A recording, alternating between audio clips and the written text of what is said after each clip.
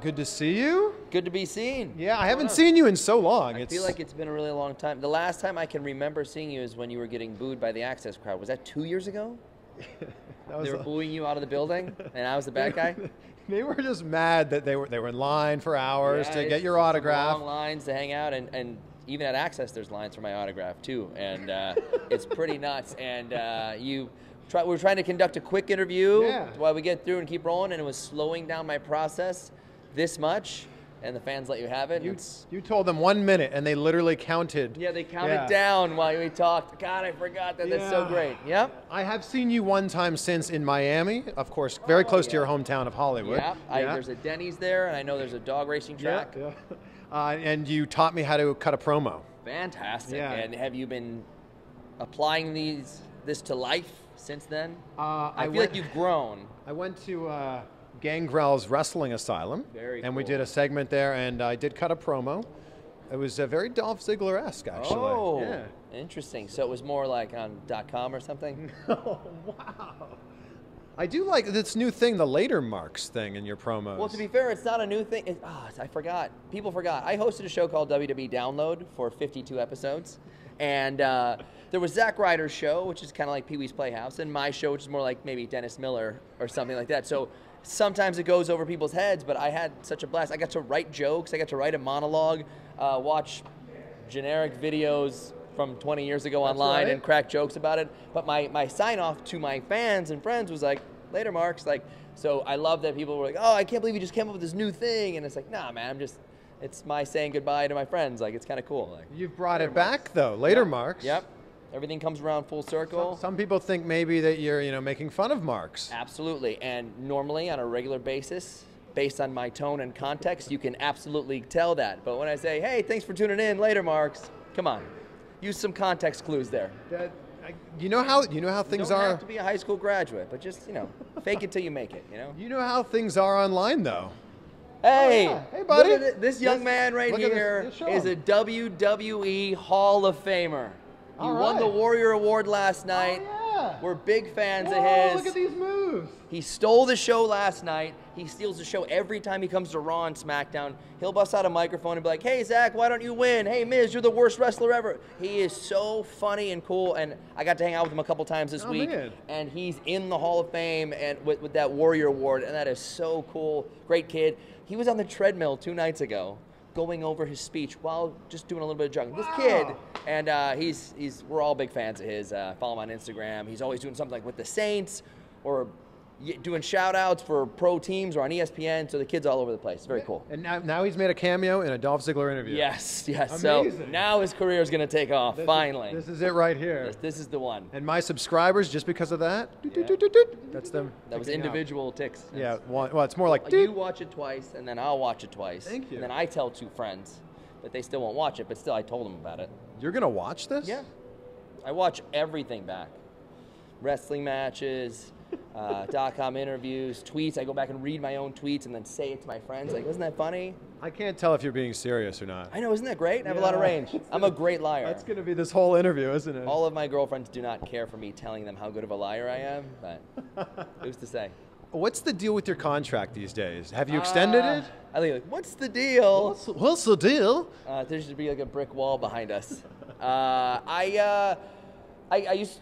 A couple years ago, I thought maybe, I love working here, I love everything I do. I thought maybe I had reached everything I could reach goal-wise here, and I was looking towards some other options outside of the WWE, and I decided to stay because there were a couple people I still wanted to work with, and a lot of that happened in this last 2.5 years.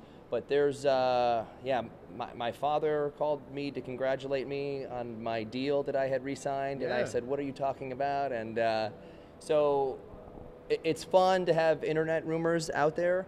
That's great. But even, if and when I do re-sign, I won't be like, hey, everybody, here's the details of this contract. Hey, everybody, I'm making $1.5 million. Yeah. It's really nice to meet you. How much do you make? It's so weird. So, there's a short amount of time left on this contract. We're negotiating, and we'll see what happens. I mean, you are obviously very passionate about comedy, and you're doing some stuff with Fox. Yep. Is wrestling still your passion? Absolutely. My absolute favorite thing to do, Saturday, Sunday, Monday. Tuesday, it's not always the best for me, but on the weekends, especially the last 6 months, for 3 months with Bobby Roode, and for the last 3 months, and 6 months ago with Shinsuke Nakamura on our live events, we do 20, 30 minutes, beat the hell out of each other, and no one can touch our matches, which is really fun. And all the little kids are like, you're Dolph, you lose, we know the deal. And we still get them at the end because that's how good we are. I love wrestling Shinsuke. He does the craziest, coolest, funniest stuff, and then he can choke you out and beat the hell out of you, so it's pretty cool. You really got to respect that. I love that. So if you said there's guys, a couple years ago that you hadn't worked with yet, are there still guys that you want to work with?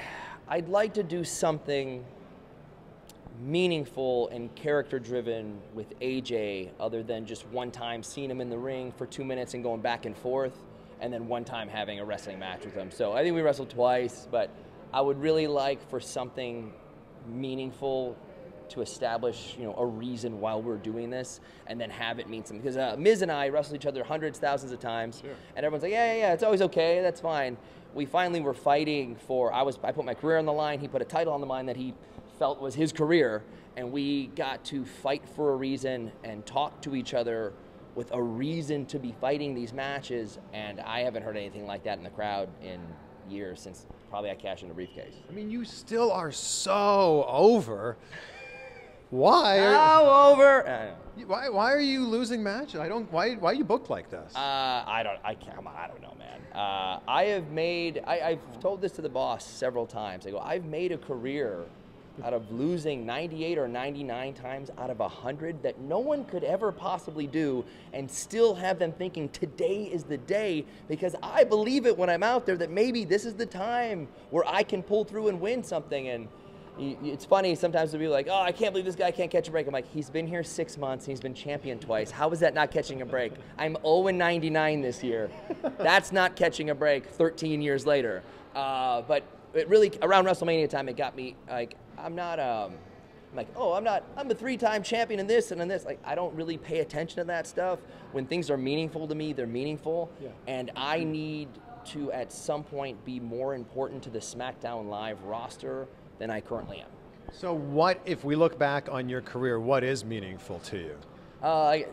Wrestling with one of my best friends, The Miz, and beating the hell out of each other, that's always been really fun. And but it was, the last time we did it was so cool. Well, second last time we did it was really cool because I put my career on the line, and I thought, if I don't win this match, I am gone. I was debating leaving at the time, and but that was so much fun. It brought me back into it. Like, live events with Shinsuke Nakamura are so fun. Bobby Roode a couple months ago, I think we did an overseas tour, and it was just, we opened the show, the entire crowd was singing his song, and most of them, he hadn't wrestled on, he'd been a week on TV. It was Mania last year. And, and it was so cool to see that interaction with them and to beat the hell out of them and get booed out of the building, and then we'd have so much fun.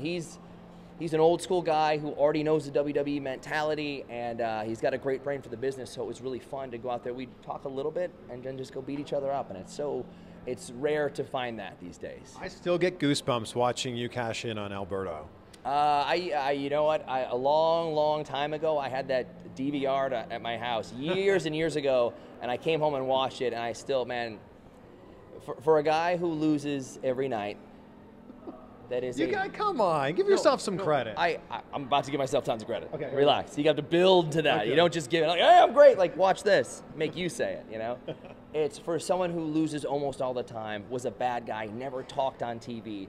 That moment when I cashed in that contract was probably the only time I won a match was to win that briefcase, which was crazy, but you felt that it's a special Mania crowd anyway, so it's a lot of overseas, a lot of hyped up people ready for something special. But that group of people inside that building that night were all a part of me being able to be in that match, because I wasn't doing too much. I wasn't an important part of the show, but when I was out there, the crowd was with me every time. So it was like this grassroots movement that helped me become more important than I was on the show. So that cash in and the eruption, I remember I was walking like this, and it's such a hot crowd that the sound happens, but it doesn't hit you for a second, and it hit my body, and it like prickled my skin, and I went, oh, and I was trying to say, like, I'm focused to go win this title, and I'll never forget it, man. There's nothing that since I've worked here, takeaway attitude era stuff, people drinking beer and doing whatever the hell they want whenever they wanted and saying whatever they wanted. This was this era of we follow the rules and we are, having a show for PG for families. I have never heard a noise like that, and I'll never forget it. I felt like the way that you were booked with this U.S. title run was very funny. What ended up happening there? I'm going to guess that some plans that were made originally didn't happen. I was very interested to see. I asked to go away for a while, just to let them forget that I wasn't really doing too much of importance. And asked to be released, or just asked to? No, well, either way, I asked just for some time off because I got kicked in the head by Swagger, got a concussion when I was a champ, and I was out for 2 weeks. And that's basically all I've ever done. I don't take any time off. Even my stand-up dates are booked around when I'm not working here, so I don't take any days off. So if I'm never gone, no one can hope to have me back, Yeah. One other time I was gone for 5 weeks to film a movie, and that was it. And even then, 3 weeks into filming, we filmed a scene at a WWE live event where I was there, so they used me in it. So it was like, I never really went away ever. I never got hurt. I never got a surgery, and I don't want to. But you can't be missed if you're never gone and you're always here. So I asked to go away for 6 months or a year and was told no, but maybe a couple of months. And out of nowhere, in this title match, I won the match. It was really fun. It was really crazy. Corbin and Rude are really fun to wrestle. And I won it, and I went, wow, what am I going to do now? I go, I'm going to have a moment. I'm going to have everyone talking about me one way or another. Threw it down and walked out, and I loved it. I go, this is great. And then 3 TVs later, I was back.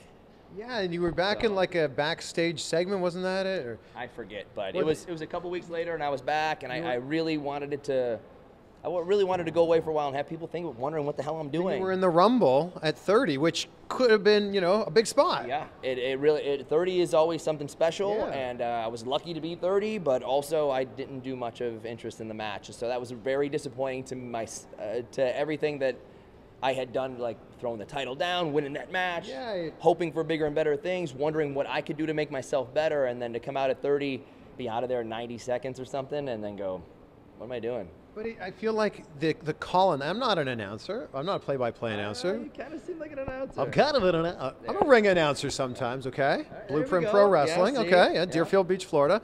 But I feel like the call should have been like, oh my God, it's Dolph Ziggler. He dropped the title. Remember, I can't believe he's back. He's back, yeah. I mean, I didn't watch it on pay-per-view or on the network. You watch everything back, you said. Well, I know, but that night I didn't watch it back. And I turned the sound down so I can really study my facial movements to see what it should have been like, what's he doing here? I thought he left. It was even then, it was kind of a crazy ovation for a second. And I went, all right.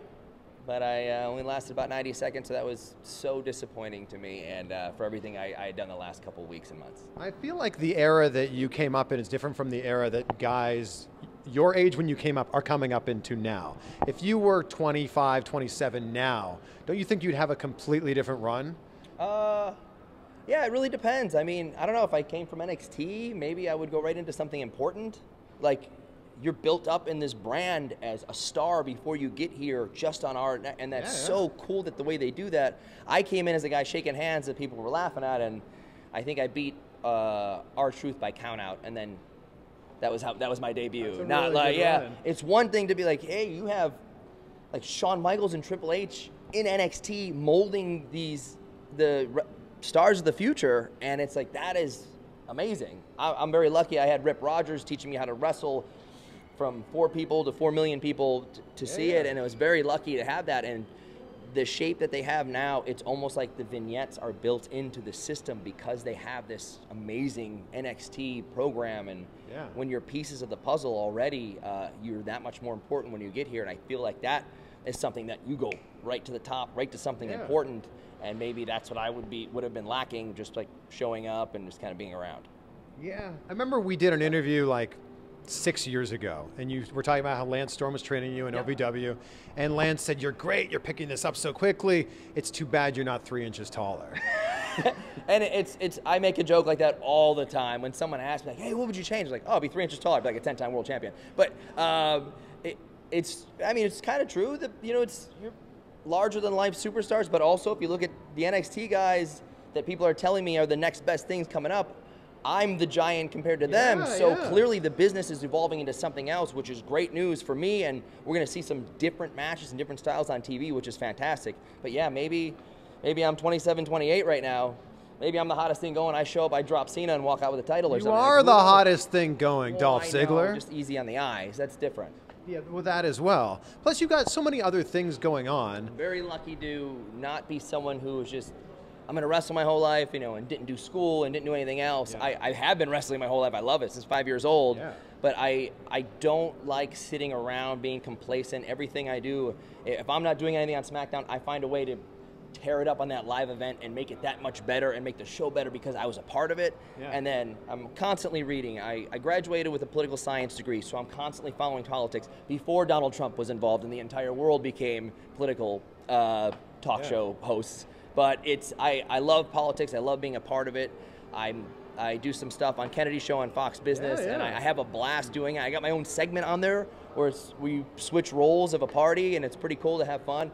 And I look forward to doing a lot more of that in the future. I do stand-up comedy. I do improv shows with my brother. We just posted, we're starting a YouTube video series with some characters my brother came up with. I posted it right before this interview. So I got a couple things lined up. He wrote a movie that we're working on trying to get pitched.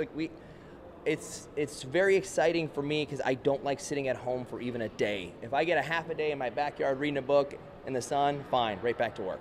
With that said, you have a place, it's Arizona you live, right? Yes, but I just got a place in LA with my brother 2 weeks ago, so we can work on, get some stuff going right away. Then you can hang out with Miz and the kid, it'll be great. Yeah, maybe, we'll see. I don't know if I'll do any babysitting. I don't know if I'm allowed. I just did an interview with John Morrison. Excellent, yeah. I miss him so much. We took our picture backstage at the Hall of Fame, and somebody inserted a cardboard cutout of Morrison with the three of us. So right before I came down here, I sent it to those guys. Oh, who's that? Oh my God, what's going on here? It's TV's Mickey James. This is amazing. We're just in the hotel here where all the wrestlers are. Sorry, superstars. Yeah. You're not a wrestler. Thank you. I am a sports entertainer, I am a storyteller, and I am a superstar. You are all of these things. There was a picture you posted, or Morrison reposted as well. Oh, jeez. It was you, Morrison, Miz, and Ryder. And I posted on there, Better Than the Bullet Club, on your page. Oh, did I say anything? No, but I got so much hate. Oh, really? Why? Oh, because no one could ever be better than the Bullet Club? Yeah, I forgot. I got all these people being like, you suck, like delete your account. I'm like, to be fair, I get that every day without referencing anybody. Do you really? Yeah, it's the internet. It's snarky and mean. Even the people who like you and follow you do it so they can say something mean to you. It's not a great culture that we're moving into, but it's part of society. I use without Twitter, I wouldn't be on Fox Business or made the comic relationships that I have with people in LA just by putting jokes out there. So there's some positive to the internet, but people like to say mean things. It's very easy to do on your phone. It's sad, but it's true. I don't see how someone could dislike you, or you are so kind. You are. Now who's the good actor? I'm believing I'm the comedian now? Yeah, there you go. I'm being serious. You know I'm being serious. I want to believe. With the comedy, I know that the goal is for most stand-ups to get the special, the 1 hour special. Is that something you have your eye on?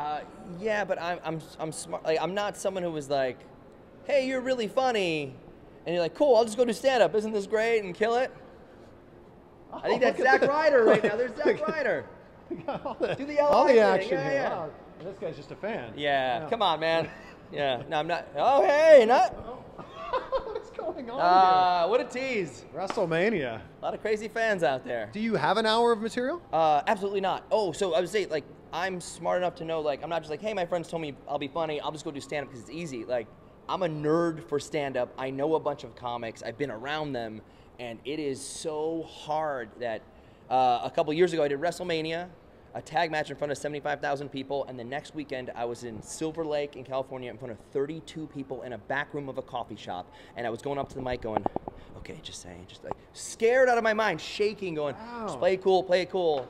And I got to follow Andy Kindler, who I'm a huge fan of. He's been around comedy for 60 years or almost as long as that, and I didn't know what I was doing, and I said something, and it felt like 2 minutes had passed of silence, and then some people laughed, and I went, oh, okay, thank God I can do this, I can get through this. And that was like 4 minutes of stand-up. So you have to get, it's like wrestling. Yeah. You have to get 5,000 reps in to be good, or figure out what you're doing or where you're going. Because you take these influences of these different people, and I'm 20 reps in. It's so the old Malcolm Gladwell. More and more. 10,000 hours. Yeah, it's true, man. You're doing it 4 minutes at a time here. Yes. And the last couple weeks, I've opened for a good friend of mine, Sarah Tiana, before, and a couple weeks ago for Kate Quigley. Before, and they're both so great to me to let me be on their show. If I post about it, I get some butts in the seats. Yeah. And they're great. They're so nice to me, and they let me be bad to average at stand-up, and 2,000 more reps from now, I'm going to be great, and I'm really looking forward to it. I think it's funny that people will line up at anything wrestling related to meet you or any other superstar,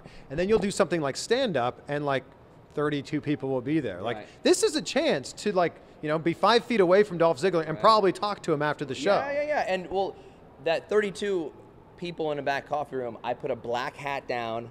I was announced as, here's some guy named Nick. Oh, no, and I went out because I can't get if you're like, oh, we love Dolph, and I say, hi guys, how's it going? Everyone goes, I can't learn and make myself better. So sometimes, a lot of the times, I'll sneak to an open mic, something. I have a hoodie on or a hat like this. Hi, I'm Nick. I was at Chipotle. I was trying to get a date. It didn't work out.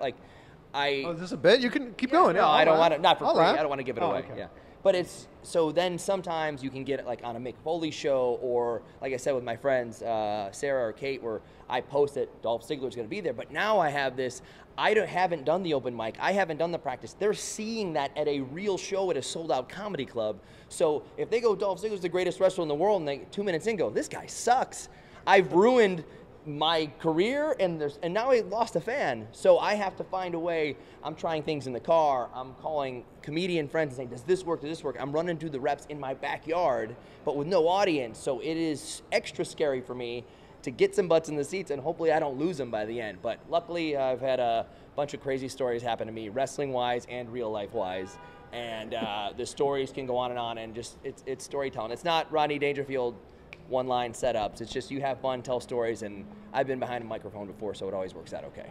I know you have 1,000 things to do because it is WrestleMania weekend, so I appreciate your time. Absolutely. Can you tell everyone they need to subscribe to me? Because a lot of people are going to watch this and never subscribe. Sure. Yeah. I mean, what do I say? Subscribe to Chris Van Vliet? Yeah, copy what I was saying there. Thanks. It's awesome. All right, we're good. Yeah, thanks. Is that it? Yeah, that's it. That's easy. That was it. Is there any shout-outs you'd like to get out? Aside from hold the mic following Chris Van Vliet, please do so. Follow me on Twitter at @HeelZiggler. Is there any last questions that you'd like to wrap up with? Yeah, I'd really like to. So, how has New Orleans been treating you so far up until now? I am so full of jambalaya and gumbo. Awesome. Where did you hit? French Quarter? You bounce around downtown? You go anywhere else? Bourbon Street, right? Of course. Here's the biggest thing about Bourbon Street. It's a super fun street. Yes. You drink lots. There's great food on there. Yes. No one talks about how smelly it is. It is the smelliest street in America. So maybe the world. You know what? I might not be able to tell for sure because 4 years ago when we were in New Orleans for WrestleMania, we tried, Ryder, myself, and a handful of other guys, we went to get a sandwich and a beer, and it turned into like the Beatles getting off the plane. Yep. And we were grabbed and mobbed, and it was by people who had been drinking for 12 or 24 or several days in a row, grabbing us. And I go, what? And I had a hoodie on and a hat, and like we couldn't have one drink and have fun. So maybe while everyone's at NXT, I'll sneak over there and check it out for an hour. No, it won't matter. It will be. I'll take this back. Thank you. Very good job holding it. No, you will get completely mauled. We were walking down the street with Simon Gotch, and the crowd, Simon Gotch! Oh my God. No, there's nothing wrong with Simon, but it's like, no, but you can't it was just being mobbed. Yeah, you can't even have a drink. I'd like to have a nice hurricane or a grenade or something and just put my feet up, but not going to happen. I'll bring you one. You know what? I appreciate it. 2 straws? Lucky us. 2 straws. Thank you. Thanks for coming, man. Hug. Always good seeing you.